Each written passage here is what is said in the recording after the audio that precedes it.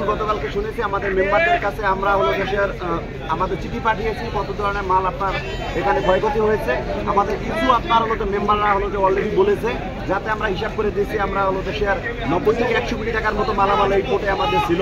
আমরা এক্সেসরি যদি তৈরি করে না দিতে পারি তাহলে গার্মেন্টস তো আর এক্সপোর্ট করতে পারবে না। আমাদের মেম্বারগুলো যারা ক্ষতিগ্রস্ত হয়েছে আজকে বিকেলের ভিতরে আমরা তথ্য জানতে পারবো। আশা করি হলো যে যারা আমাদের যে পণ্যগুলো যদি আমরা দ্রুতভাবে যদি আবার আনতে পারি বাইরে, তাহলে হলো দেশের আমরা গার্মেন্টসগুলো আপনার এক্সপোর্ট করতে পারবে। আদারওয়াইজ আপনার গার্মেন্টসগুলো আমাদের এক্সেসরিজের কারণে এক্সপোর্ট করতে পারবে না। যতটুকু আমরা রিপোর্ট পেয়েছি সেই রিপোর্টে আমাদের 100 কোটি টাকার মতো হলো যে আমাদের মেম্বারদের পণ্য এই যে আপনার কোর্টে ছিল।